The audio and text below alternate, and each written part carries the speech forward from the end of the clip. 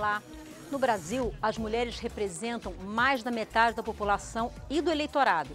Mas aqui na Câmara, dos 513 deputados, somente 50 são mulheres. A reduzida presença feminina se repete também nas câmaras de vereadores, prefeituras e por aí vai.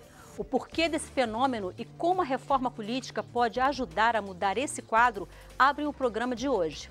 Na sequência, nós vamos falar de voto obrigatório. Também está em análise na Câmara tornar o voto facultativo, como acontece na maioria dos países. O que você acha?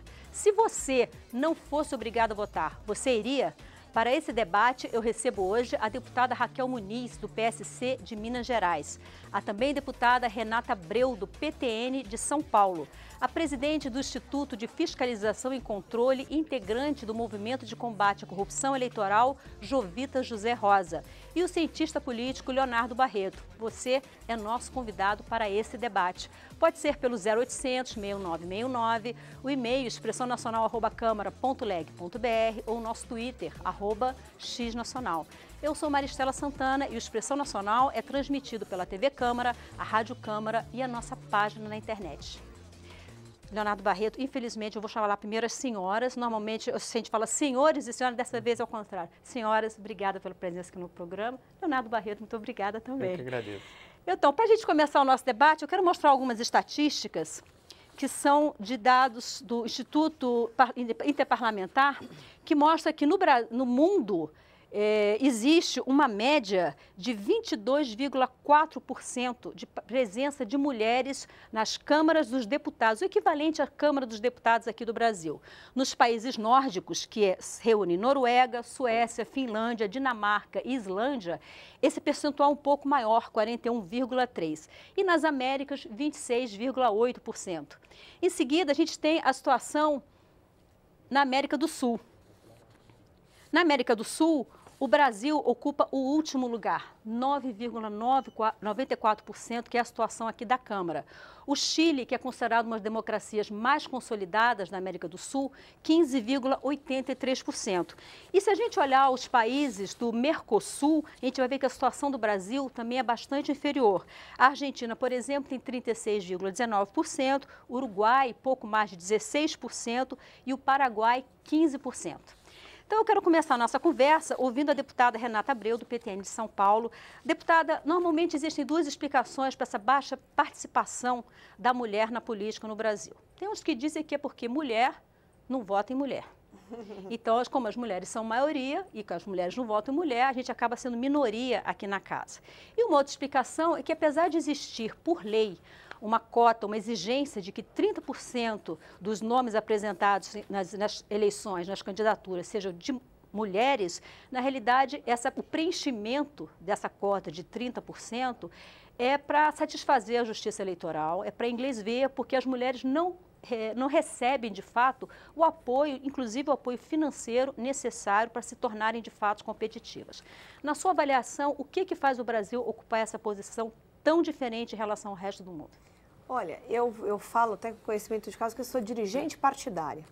Então, eu sei a dificuldade que é para a gente conseguir trazer também as mulheres para a política. Eu acho que o grande problema do nosso país não são só as mulheres. Eu acho que a gente precisa ter uma revolução e uma reforma educacional que a gente saia das escolas despertando o interesse político dos nossos jovens, das nossas mulheres.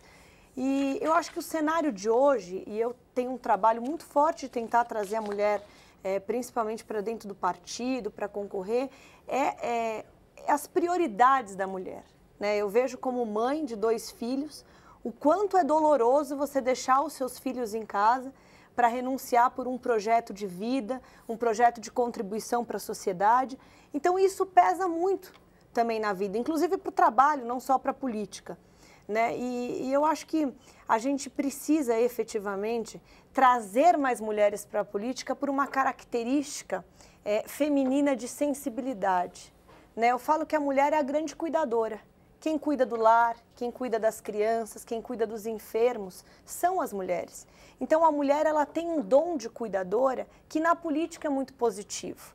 Né? A gente vê aqui, eu fico muito orgulhosa da nossa bancada feminina, porque briga pela sua ideologia, briga pelo que acredita, mas efetivamente são poucas que muitas vezes têm essa coragem de abrir mão do lar. O machismo na nossa sociedade é muito presente, né? A mulher, quando vai para a política, ela é muito assediada, muitas pessoas não... Assediada no sentido das pessoas quererem atenção, e ela acaba deixando muitas vezes a família, o marido em outros planos, em segundo plano, e isso gera um desconforto. E aí a mulher pesa muito isso antes de tomar essa decisão, né? Então, acho que tem um fator cultural muito, muito importante. E, por fim, em termos de resultado, a mulher faz política diferente, né? O homem é mais pragmático, ele é mais objetivo, ele é mais profissional. A mulher é mais coração, né? Então, isso acaba que no sistema eleitoral, para você chegar lá, você tem que ter uma junção dos dois. Então, eu quero ouvir a deputada Raquel Muniz, PSC de Minas Gerais, em relação a isso. Deputada, eu gostaria de ouvir em relação a 2 pontos. Um que a dica foi deixada aqui pela deputada Renata Abreu, que é essa questão de como a mulher pode contribuir para o resultado final, não só da legislação, mas das políticas públicas que são discutidas aqui. Em que medida a baixa participação feminina está prejudicando isso? E a questão dos 30%. A legislação já prevê desde 97 que pelo menos 30% das vagas apresentadas para concorrer pelos partidos sejam preenchidas por mulheres. Mas a gente não vê isso se refletir aqui, menos de 10% estão na Câmara. Esses 30% de mulheres que estão compondo as listas, elas de fato estão recebendo apoio para se tornarem competitivas? O resultado das eleições, Maristela, né, mostra que simplesmente a mulher participar da eleição com esses 30%, que muitas vezes tem muitos partidos que não conseguem nem ter os 30% de mulheres, sem uma ajuda financeira dos partidos, sem uma publicidade que possa mostrar o trabalho dessa mulher como política, efetivamente não traz para as câmaras a presença feminina. Então, o que a gente quer com essa reforma política na Câmara? Que nos garanta o direito que nos foi negado durante muitos anos na história do Brasil. As mulheres eram proibidas de votar. Elas não podiam nem votar. Pouco mais de 80 anos, conquistamos o direito de votar. E agora queremos conquistar também as cadeiras. E não queremos isso como forma de cotas, não. É necessário que o Brasil corrija esse erro e que nas próximas legislaturas as mulheres possam participar. O que a gente quer efetivamente, a emenda que a gente está propondo através da bancada feminina, é que nessa próxima eleição, se a gente basear no que a gente está querendo, a cada eleição que 2 homens eleitos, que a lista observe uma mulher, que possa uma mulher ser escolhida. Com isso, se a gente basear na eleição de 2014, vamos chegar a pouco mais de 16% a presença feminina. Então, não é essa questão da cota. A gente quer essa oportunidade. Foi nos dada a oportunidade com a legislação, nós que somos diferentes dos homens, nós somos capazes de gerar. Então, a legislação permitiu que as mulheres pudessem trabalhar, ter a licença maternidade, para, enfim, poder participar do mercado de trabalho. Muitos cursos no Brasil, superiores, engenharia, por exemplo, a presença era exclusivamente de homens. Então, a mulher, à medida que ela foi podendo ocupar esse espaço, ela ocupa esse espaço. Não há essa necessidade. Então, a gente quer efetivamente que os partidos possam nos dar o apoio financeiro para a gente participar efetivamente da eleição e poder depois ter uma cadeira para as mulheres no parlamento. E a importância disso é porque nós precisamos ter essa paridade, chegar um momento que a gente possa ter 50-50, né, de homens e mulheres. Mas no início a gente quer essa ajuda. Isso eu acho que historicamente a gente corrigir esse erro que o Brasil deve às mulheres. Quero ouvir, então, o cientista político Leonardo Barreto em relação a esse aspecto. Leonardo, uma das propostas que tramita aqui na Câmara, ela prevê a reserva de 30% das vagas da casa, então aproximadamente 152 vagas para as mulheres. Na sua opinião, eu queria saber primeiro se isso é comum em parlamentos com características como as nossas. A gente tem um parlamento bicameral, são 2 casas, Câmara e Senado, mas a gente tem também uma população além de muito grande, muito heterogênea, né? E a gente sabe que algumas coisas se aplicam em países com a população pequena e mais homogênea e outras com países com características como a nossa população. Na sua avaliação, esse tipo de proposta de reservar cadeiras na Câmara para a bancada feminina, isso tende a ir bem, não pode prejudicar, por exemplo, a representatividade aqui na casa? Não, de jeito nenhum. Aliás, para a gente tratar dessa questão das cotas, a primeira coisa é, sim, todos os países que resolveram a questão, ou pelo menos começaram a resolver a questão da participação feminina, o fizeram por meio de cotas ou por meio de medidas de inserção das mulheres no parlamento. Isso é uma regra que todos os países envolvidos em algum momento adotaram, ou a maior parte deles. Então, é perfeitamente normal. A segunda questão é o seguinte, a gente coloca muito essa questão da cota sobre o aspecto de uma questão de justiça, né? Já que é 50% da população, tem que ter uma representação maior. Mas não é apenas uma questão de justiça, né? É uma questão de qualificação da representação. A gente tem hoje, por exemplo, o maior programa de inclusão social da história do mundo, que é o Bolsa Família, que é totalmente baseado nas mulheres, né? O cartão, a distribuição de renda é feita para as mulheres. Então, elas ocupam um papel central na vida, em determinadas políticas públicas. Então, por que elas... Há questões aqui dentro do Congresso Nacional que só podem ser decididas por mulheres, né? Como é que um homem vai ter autoridade ou vai ter conhecimento suficiente, muitas vezes, para decidir questões tais como o aborto? É muito, muito complicado. Então, você tem que falar de melhoria da qualidade da representação também que as mulheres trariam. E eu acredito o seguinte, que essas cotas elas podem ser adotadas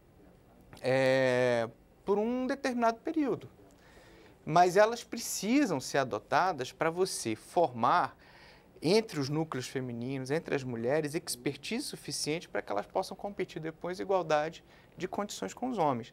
Talvez você possa falar de uma cota de 30% de vagas, ou até mais, de repente por um período de 20 anos, né, ou por 5 ciclos políticos, ou 6 ciclos políticos. Então, você formar uma cultura, né, de mulheres no parlamento, e aí depois você, de um aprendizado gerado, você pode retomar uma situação. Então, assim, é um instrumento perfeitamente cabível. Todas as sociedades avançadas, ou a maior parte delas, usou. E eu tenho certeza que o Brasil ganharia muito e fico com muita pena de que essa reforma política que foi aprovada aqui no Congresso simplesmente passou sem qualquer consideração. Esse tema ainda vai ser discutido, aqui. Houve um acerto, inclusive, com a bancada feminina, para que isso fosse deixado mais para frente, até para poder dar tempo de haver inclusive, a emenda prevê esse tempo de 3 legislaturas. Né? Não queremos isso para sempre. Não é para sempre, é por 3 legislaturas, Jovita Rosa, do Movimento de Combate à Corrupção Eleitoral. Jovita, o Movimento de Combate à Corrupção Eleitoral, junto com 100 outras entidades, inclusive a OAB, CNBB, trouxe à Câmara uma proposta de reforma política. Exatamente. E nesse aspecto, a proposta de vocês era de lista fechada com alternância de nomes entre homens e mulheres. Isso. Né? A lista fechada não passou. Né? Essa proposta de alternância, 50% de cargos, né, de nomes para candidatos, não de vagas aqui, mas de nomes de candidaturas, 50% de homens e mulheres, é a proposta também da ministra Eleonora Menecute. Ela também defendeu isso recentemente aqui numa reunião com a bancada feminina. Na sua avaliação, uma vez que essa proposta de lista fechada dessa forma não foi viabilizada aqui na Câmara, essa alternativa de uma reserva de cotas de vagas aqui na Câmara pode ser uma boa alternativa? Eu acho que a gente está caminhando para isso, né? Porque o caminho da luta das mulheres a gente tem feito caminhando, lutando. Né? No início nós não tínhamos direito nem a voto. Aí foi conquistamos 20%, depois conquistamos 30%. Eu acho que agora é a hora da paridade, sabe? E essa paridade tem que vir, no meu ponto de vista, não com prazo de validade, sabe? Para sempre, sabe? Para que a gente sempre tenha um equilíbrio nas votações, nos entendimentos das questões que são pertinentes a homens, são pertinentes a mulheres. E o Brasil ganha com isso. Então, nós, né, eu poderia falar agora em nome da coalizão para a reforma política, nós queremos essa paridade, por enquanto, nas vagas de candidaturas, mas por que não a gente conseguir isso também nas cadeiras, né? A gente precisa disso.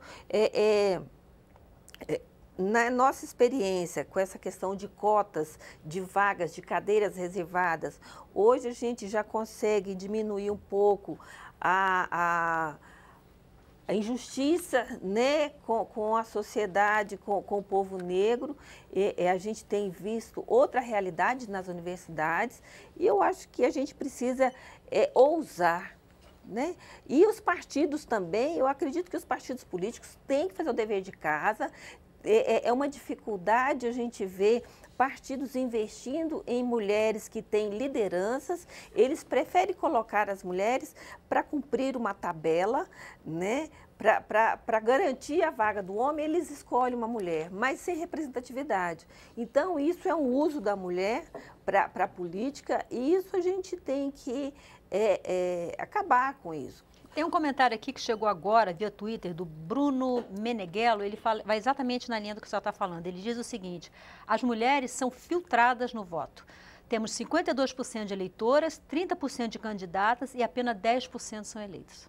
Pois é. Então, eu fazendo uma análise da eleição anterior, antes de 2014, a gente vê que tinha candidatas que não teve nenhum voto, nenhum dela. Então, o que ela estava fazendo ali se não fosse cumprir uma tabela, né? E outra, de denúncias que nós do movimento recebemos de pessoas que até servidores públicos, servidoras públicas, que recebe dinheiro para se candidatar, fica 3 meses fazendo, em tese, a campanha eleitoral, mas, na verdade, ela está ali para garantir a candidatura de um homem. Então, nós, mulheres, precisamos também evitar que isso aconteça e, principalmente, eu acho que os nossos partidos políticos têm que haver uma ressignificação. Sabe, essa questão deveria partir já dos próprios partidos, na hora que ele escolhe a candidata, que escolhe as lideranças femininas que tem, e muitas, né? Então. E acabar com aquele estigma de que atrás de um grande homem tem sempre uma mulher. Que atrás? A gente quer ao lado. Né? Leonardo Barreto, tem um comentário que chegou aqui via e-mail, é de Adriano Meira, ele é de Palmital, São Paulo. Ele diz o seguinte: sobre mulheres no parlamento, eu creio que uma minoria se interessa por se candidatar e aumentando a cota não vejo que seria a solução. Creio que deve ser estimulado de alguma forma porque as mulheres se interessem mais pela política e possam trazer a visão diferenciada que têm. Com mais mulheres no parlamento, o país pode melhorar e tirar um pouco da visão machista que se tem na política. Fica a pergunta: como pode ser estimulada a participação das mulheres na política? Obrigada e parabéns pelo programa. Obrigada a você, Adriano, pela participação. É uma boa pergunta. Na verdade, é aquela história, né? A estrutura de preconceito que se reproduz, que existe na política, é a estrutura de preconceito que existe dentro da sociedade, né? Então, é uma coisa que está junta. O processo ou políticas de cotas são processos de aceleração de mudanças culturais, né? Então, por exemplo, eu lembro muito bem quando a presidente Dilma foi eleita pela primeira vez. E foi um discurso muito emocionante, e eu falo isso porque eu tenho 2 filhas e me vi naquela situação, que ela dizendo que a partir daquele momento que a presidente tinha sido eleita, que os pais poderiam olhar nos olhos das suas filhas e dizer que elas também podiam ser presidentes da República, né? E é isso que as cotas fazem, né? No momento em que você insere as mulheres, mesmo que por um instrumento de atalho, né? Vamos dizer assim, na arena, e elas ganham visibilidade, e elas começam a aparecer nos jornais, nos horários nobres, elas são identificadas como interlocutoras de políticas públicas, isso dá o exemplo para que outras mulheres entrem nesse processo, e que empodera, que dá essa vontade de ser, né? Então, isso não é um instrumento que vai resolver, né? Assim, de um instante para outro você vai ter, mas ele acelera. Gerando inspiração, gerando exemplo e dizendo para as meninas que elas podem, né? Que elas podem.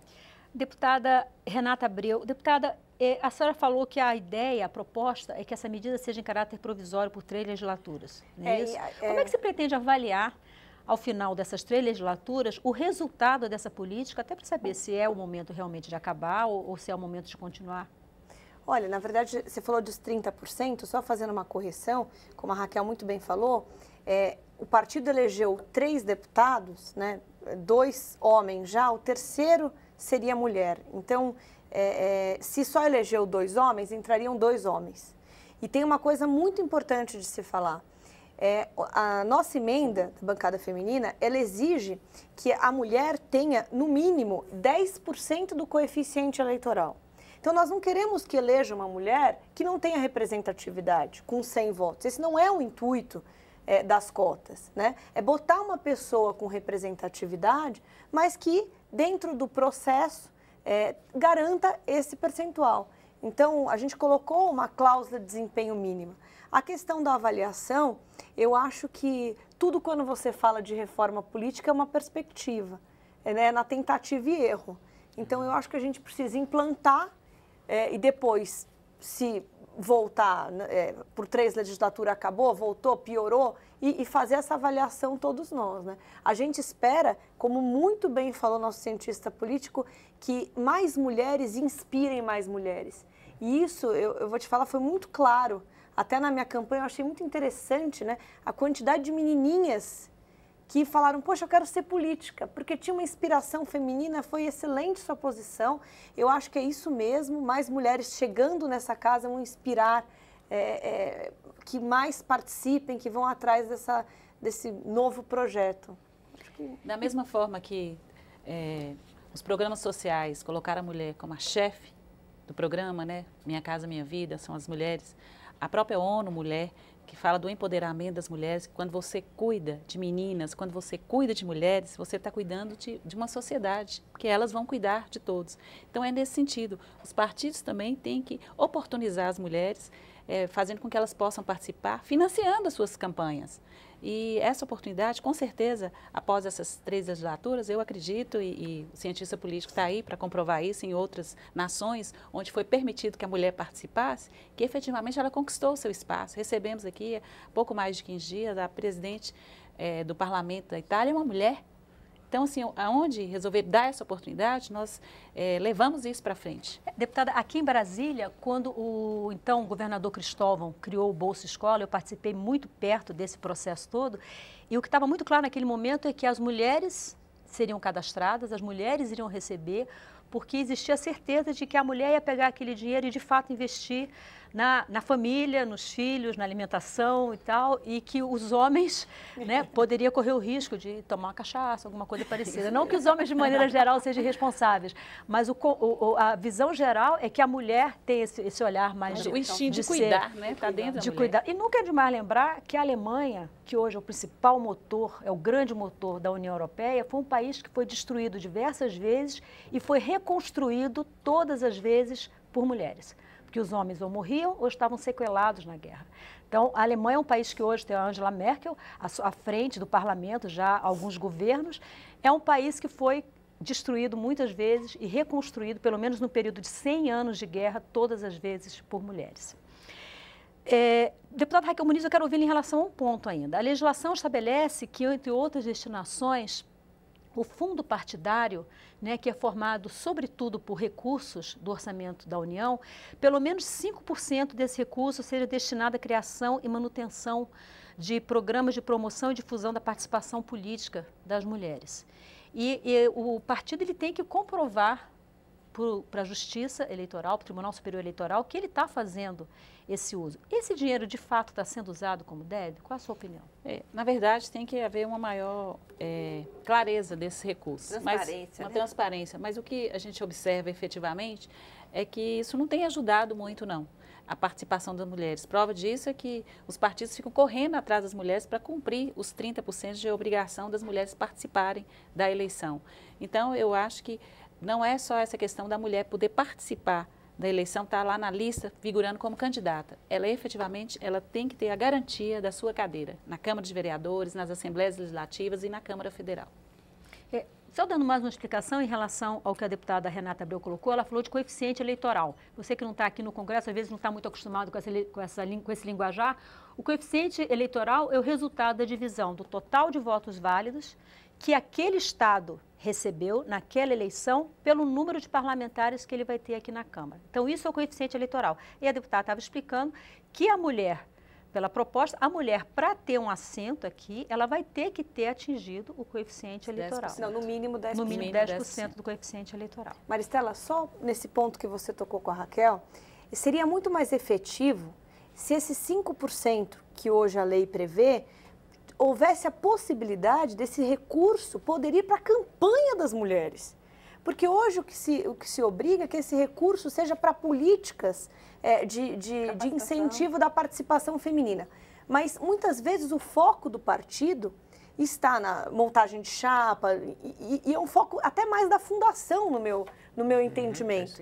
Se fosse permitido que esse recurso fosse, durante a eleição, criasse um fundo para que se investisse somente nas mulheres, seria muito mais efetivo.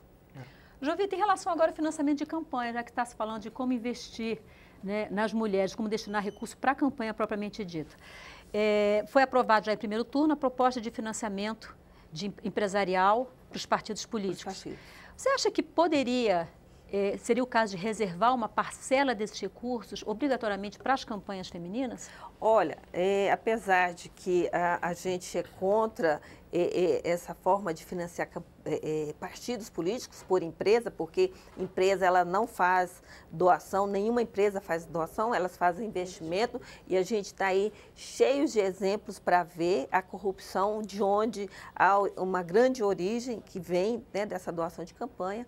Mas eu creio que, vindo o recurso de onde quer que venha, tem que ter, assim, como tem o percentual de vagas na candidatura, eu acho que o percentual também deveria ser igual na repartição do recurso, né? O que a gente vê é assim, as candidaturas femininas, e aí é um salve-se quem puder e vai conseguir dinheiro com um, com o outro, fazendo evento, para conseguir o mínimo, e o partido, se tem dinheiro, reparte só entre os homens e não tem muita também transparência nesse recurso. Agora, então, Jovita, você acha que as mulheres, tentando olhar o outro lado, as mulheres estão realmente interessadas em participar disso? Eu acho que a gente tem que mudar um pouco essa cultura, né? Eu acho que tem muitas mulheres que têm liderança, sim, e que podem trazer. Agora, quando você chega num partido que a direção do partido é toda feita por homens, você não consegue nem chegar muito perto, né? Nem participa das decisões do partido. Então, essa questão da participação das mulheres, eu acho que tem que começar nos sindicatos, né? Esses dias eu estava ouvindo uma discussão do pessoal da CONTAG, que eles estavam lá pleiteando metade da ocupação das vagas na diretoria seria das mulheres. Então, tem que começar assim, nos partidos, nos sindicatos, nas associações, que as mulheres também ocupassem esse espaço para que ela pudesse mostrar a liderança que tem, mostrar a força, né? Porque nós mulheres, não é porque nós somos maioria aqui, só ele de homem, mas nós temos uma força que transcende, né? A gente consegue fazer várias coisas ao mesmo tempo, cuidar de cuidar da casa, cuidar dos filhos, ir para a escola, estudar e participar na política. Nós conseguimos fazer isso e eu queria compartilhar com vocês, eu trabalho no Ministério da Saúde. Eu trabalho fazendo auditoria no SUS, eu trabalho no Departamento Nacional de Auditoria. Então, quando a gente chega no município, que a secretária de saúde é uma mulher, sabe, as coisas funcionam mais, são mais ajeitadas. Então, a mulher na administração pública também, ela é muito mais zelosa. Em relação até à participação aqui no Inspeção Nacional, eu diria que 90% dos convidados do Inspeção Nacional são homens. Uma bancada como essa aqui, de um homem, realmente não representa o que acontece aqui. Esse é um ponto de reflexão também, né? Porque não se trata de nenhum preconceito por parte da Inspeção Nacional, viu? Leonardo Barreto, antes de a gente ir para o intervalo, eu quero ouvi-lo em relação ao comentário do Bruno Meneghello. Ele diz o seguinte: não podemos ter cotas para mulheres no parlamento, pois assim os votos perdem proporcionalidade. O voto para um homem valerá menos. Qual é a sua opinião? Você fazer uma distorção, digamos assim, você manipular um pouquinho a proporcionalidade dos votos é uma coisa completamente tranquila. O sistema eleitoral e as regras do sistema eleitoral, elas geram alguns resultados e a gente pode manipular essas regras para a gente acelerar processos de superação de desigualdades, não tem problema nenhum. E aí eu vou dar um outro caso onde esse tipo de coisa acontece. Aliás, aconteceu na Bélgica. você tinha lá um país dividido em etnias diferentes e aquela etnia minoritária sempre ficava numa posição inferior dentro do parlamento, então nunca participava dos processos decisórios. E aí essa etnia, ela virou e falou assim, olha, esse jogo do jeito que está, a gente não quer mais participar. Né? E aí começaram um processo de secessão e de separação do país, de divisão do país em dois. Aí o pessoal falou assim, não, vamos conservar a unidade, vamos mexer na proporção do voto e apesar de vocês corresponderem a 30% da população, vocês vão ter direito a 50% das cadeiras para manter a união do país e para melhorar a representação do país.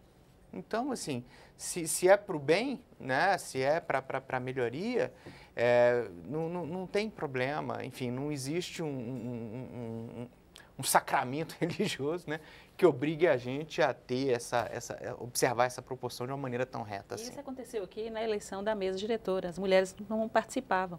E através da Luísa Erundina, hoje, as mulheres têm assento na mesa diretora. Então, são essas possibilidades que a gente cria para a mulher participar com mais velocidade da política. Na legislatura passada, inclusive, foi o primeiro momento que teve uma mulher na mesa diretora da Câmara, que foi a deputada, hoje a senadora Rose de Freitas, do PMDB do Espírito Santo. Sim. Nós vamos fazer um breve intervalo e no próximo bloco nós vamos falar do voto obrigatório. Você acha que deve haver mudança? Dá tempo de participar ainda. Pelo 0800 6969, o e-mail expressionacional@câmara.leg.br ou nosso Twitter, @xnacional. O Expressão Nacional volta já já, não saia daí.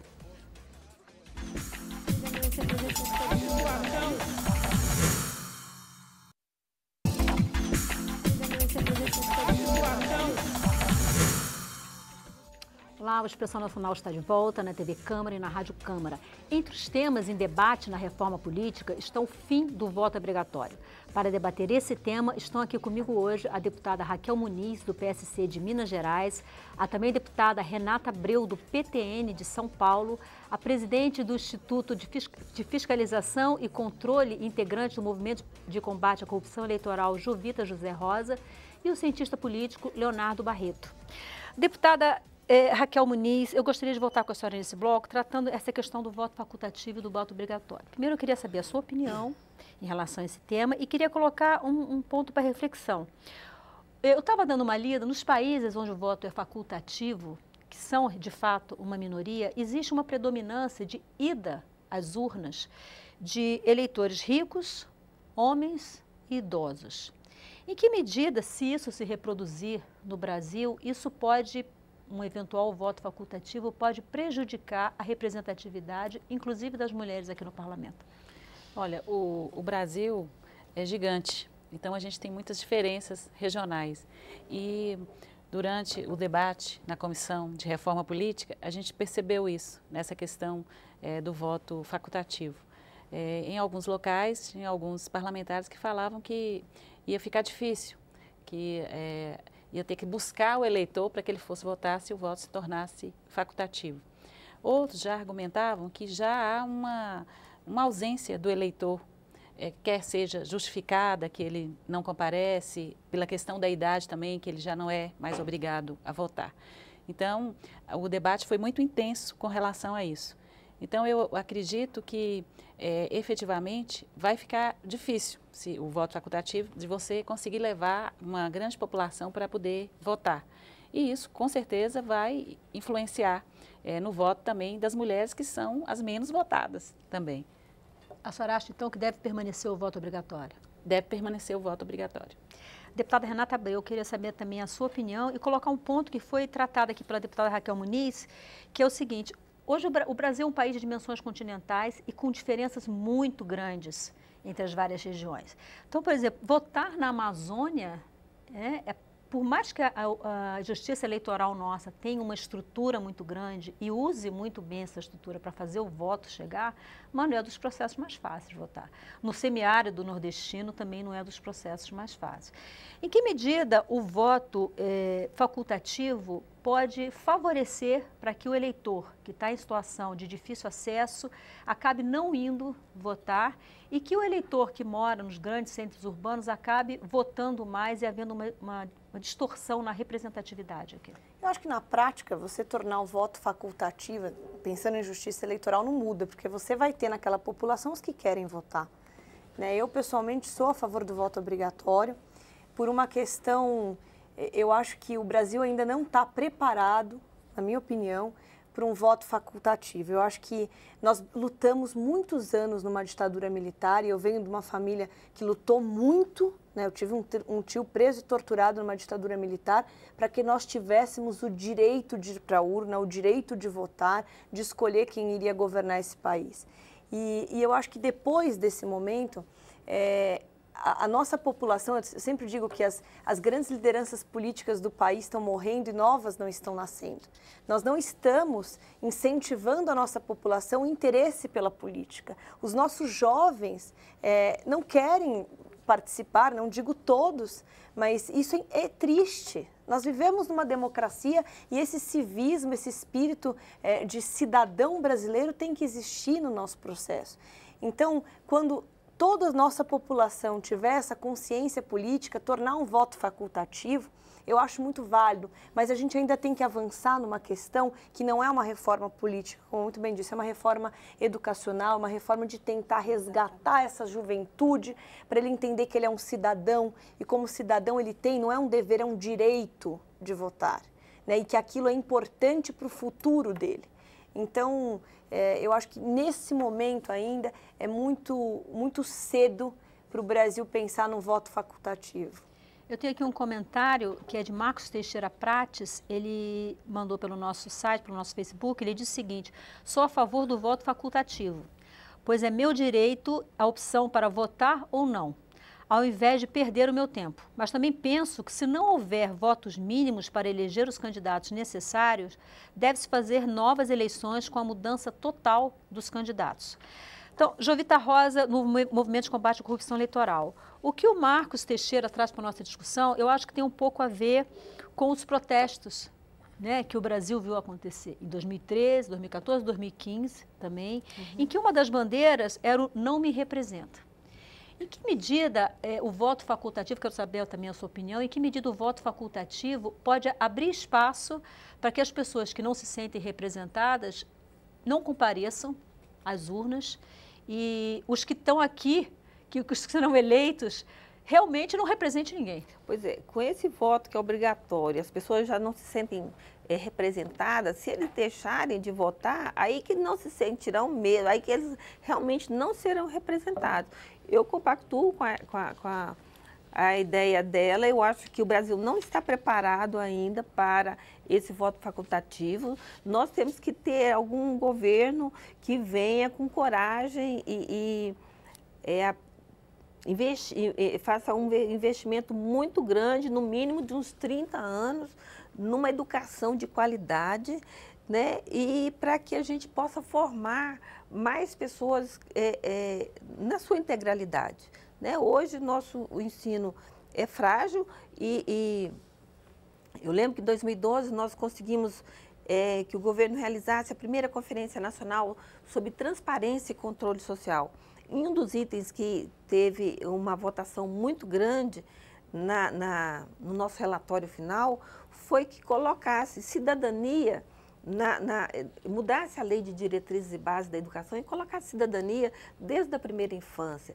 Eu acho que aí nós começaríamos um outro olhar desde a criança para a adolescência e para o jovem, para que essa participação, esse interesse pela coisa pública, para ter o zelo com a coisa pública, possa expandir, né? E aí, assim, a gente possa pensar nesse voto facultativo. E também, assim, a questão desse voto não sendo obrigatório, a gente que trabalha no movimento de combate à corrupção eleitoral, a gente vê o quanto é manipulado o eleitor na hora do voto. Aqui, por exemplo, em Brasília, nós temos notícias de empresas que têm muitos funcionários e que têm o controle de onde aquele funcionário vota, de onde a família daquele funcionário vota e se ela não, se aquele candidato não tiver tantos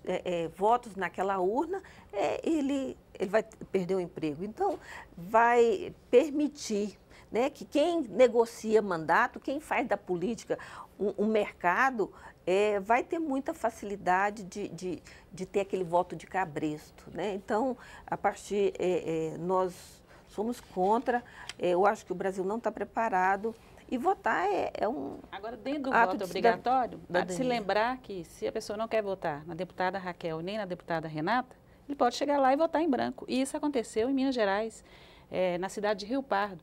A população manifestou que não estava satisfeita com os candidatos. E aí o número de votos brancos foram maior do que para muitos candidatos. Então, dentro do voto obrigatório, você pode manifestar também. Eu não quero votar. E eu me pergunto, né, será que o nosso voto é obrigatório? Porque a multa é de R$3, né? Leonardo Barreto, parece que esse foi um dos temas tratados na sua tese de doutorado, né? A questão do voto. Eu tenho aqui um comentário de Valdomiro Trento, ele é de Santos, São Paulo. O Valdomiro sempre participa aqui com a gente. Obrigada, Valdomiro. Ele diz o seguinte: no Brasil, necessitamos de uma reforma política eleitoral do interesse da nação. Até que isso aconteça, o voto deve ser obrigatório e a participação feminina é de interesse político. Então, Valdomiro acha que tem que ser obrigatório. O que você apurou na sua pesquisa? Pois é, acho que eu vou ser minoria. Mais uma vez. O que aconteceu? Eu fiz uma pesquisa com 400 eleitores que tinham acabado de escolher o seu deputado, né? O objetivo da pesquisa era levantar critérios que as pessoas usaram para escolher o seu deputado. E aí, a pesquisa tinha várias perguntas e um cruzamento lá me chamou a atenção, que foi o seguinte: entre as pessoas que disseram que tinham bastante interesse na eleição, 70% sabiam o partido do candidato que elas tinham acabado de escolher. E entre aquelas pessoas que disseram que tinham nada ou pouco interesse, né, que equivalia a um pouco mais de 50% das pessoas que eu tinha entrevistado, menos de 20% sabia o partido do candidato que tinha acabado de escolher. E aí isso me acendeu uma questão, que é a questão da qualidade do voto. E aí as pessoas que têm interesse no processo eleitoral, elas têm um voto mais informado e um voto de maior qualidade do que as pessoas que não têm interesse. Então, isso me levou a uma questão que é a seguinte, eu compartilho com vocês, né? Que é a seguinte: vamos imaginar que a pessoa acreditou na propaganda do TSE, né? Assim, meu voto vai mudar meu país. E aí ela foi lá, investigou, comparou, né? Fez todo o esforço. E aí, no dia que ela está indo para a urna, né, ela vê uma pessoa escolhendo o voto, catando aquele papelzinho na rua, a gente sabe que isso acontece. E aí ela pensa o seguinte: nossa, o meu voto, que eu levei uma semana, um mês para escolher, tem o mesmo peso do voto dessa pessoa que acabou de escolher o voto dela ali no papel. Que incentivo o sistema está dando para essa pessoa? Né? Talvez o sistema ele teria que estar sugerindo o seguinte: nós vamos dar um peso maior para aquelas pessoas que raciocinarem e que tomarem mais cuidado com o seu voto. E a única maneira de dar um peso maior para as pessoas que raciocinam e investem na escolha do voto, o único instrumento conhecido é o voto facultativo, que ela permite que as pessoas desinteressadas fiquem em casa e dá um peso, então, para o voto das pessoas interessadas. Leonardo, o Bruno Meneghelli participou de novo. Bruno, muito obrigada por sua participação tão intensa aqui no Expressão Nacional de hoje. Espero que você continue assim. Ele diz o seguinte: o fim do voto obrigatório melhorará a qualidade da propaganda política. Ele será tratado com maturidade e com propostas sérias. Hoje, o voto obrigatório cria uma massa ignorante que vota em populistas. Olha, por derivação dessa minha hipótese, né, eu tendo a concordar com o Bruno. Eu acho que a gente valorizaria o eleitor interessado e o eleitor com mais qualidade. É claro que entra nessa discussão um conjunto de variáveis que, por exemplo, só quem disputa uma eleição conhece. Posso fazer um contraponto? Por favor. Sabe qual é a minha preocupação? É o inverso. Infelizmente, hoje, quando você vai para uma campanha, a gente vê muita gente que vai votar por interesses pessoais. Exatamente. E cada vez, infelizmente, uma eleição onde o poder econômico está prevalecendo muito. Por isso que eu, pessoalmente, sou contra o financiamento privado. Então, o que acontece? muitas pessoas ali estão recebendo para trabalhar na campanha, mas que na verdade é uma verdadeira compra de votos. Então, a minha preocupação é porque eu conheço muita gente, inclusive colegas meus, pessoas instruídas, né, que tiveram curso superior, mas que muitas vezes, por estar bem de vida, acha que a política não está no dia a dia dele. E aí não dá valor. Há um desinteresse. É um desinteresse. Mas aí eu quero fazer um contraponto também. Então, aí eu fico me perguntando justamente o contrário. Será que o fim do voto obrigatório não geraria esse voto de... Né, cabresco? E aí o contraponto que eu quero fazer, deputada, assim, primeiro só fazer uma ressalva, né? Uma vez o deputado Ronaldo Caiado, que foi relator de uma reforma política aqui na Câmara, né? Hoje senador. Hoje senador, ele me falou o seguinte, olha, o dia que um cientista político concorrer e ganhar uma eleição, eu acredito não. Então, assim, com todas as ressalvas de quem nunca concorreu a uma eleição, né? Mas eu tenho a impressão que é o seguinte, possivelmente o voto é mais importante para aquela pessoa da periferia do que a da pessoa que mora... Então, dessa forma você está tirando da periferia, não vai votar. Não. Da forma que você coloca. Se ele tiver mais interesse... Pelo contrário. Se ele tiver mais interesse, por exemplo, eu fiz uma pesquisa uma vez em Águas Lindas, que é uma cidade periférica. E aí o critério de voto das pessoas para deputado, eu fiquei impressionado, era educação, em primeiro lugar, educação. E eu fiquei satisfeito, né? Assim, nossa, pessoal... interessado, mas aí depois eu fui ver. Na verdade, a cidade tinha 2 escolas, e uma tinha merenda e a outra não. E aí, votar no vereador certo, o vereador estava trocando voto por uma promessa de vaga na escola com merenda. Então, assim, o que eu quero dizer veja o quanto que é vital o processo eleitoral para essa pessoa. Deputado... claro que o critério... né, não é positivo, mas eu acho que a eleição vai passar talvez até mais por esses espaços. Mas eu não tenho condição de dizer certamente como é que isso aconteceria. Deputada Raquel Muniz, nosso tempo está quase esgotado, mas eu queria ouvi-la em relação a um ponto. Os partidos políticos sabem qual é o perfil dos seus eleitores. Sabendo disso, eles sabem como se comunicar diretamente com os eleitores. E hoje as redes sociais são muito usadas para isso. Até que ponto o voto deixar de ser obrigatório, ser facultativo, não vai abrir portas para que determinados partidos estimulem mais a participação de determinado grupo de eleitores e desestimule a participação de outros grupos que eles reconhecem que não seriam grupos que iriam votar neles? Então, vai haver uma verdadeira corrida aí, se o voto não for obrigatório. Então, vai uma corrida partidária para se procurar esse eleitor para fazer com que ele possa votar. E, efetivamente, vão atrás dos menos escolarizados novamente. Por isso que, verdadeiramente, a gente pode concordar com você na questão que é educação. Educação é tudo. Então, a gente tem que levar essa discussão e oportunizar a escola para as pessoas chegarem um momento da gente poder falar assim, enfim, o Brasil está preparado para o voto facultativo. Deputada Raquel Muniz, PSC de Minas Gerais, muitíssimo obrigado por sua presença, por sua participação Marcela, aqui no nosso debate. E eu ainda queria pedir uma coisa aqui no seu programa. Por favor. Eu gostaria de ter a oportunidade de falar com o eleitor e lembrá-lo que ele votou em deputado federal e que esses deputados vão votar nessa cota das mulheres. Então, peça o seu deputado para que a gente possa ter mais mulheres no parlamento. Obrigada. Você pode fazer isso pelo 0800 6969, que vai passar essa informação para o deputado, ou mandar um e-mail para o seu deputado. Na página da Câmara, você entra lá no deputado, tem lá o e-mail dele, você pode mandar um e-mail, é uma forma de comunicação. Jovita José Rosa, do Movimento de Combate à Corrupção Eleitoral, muitíssimo obrigada também por sua presença aqui mais uma vez. Leonardo Barreto, cientista político, muito obrigada também.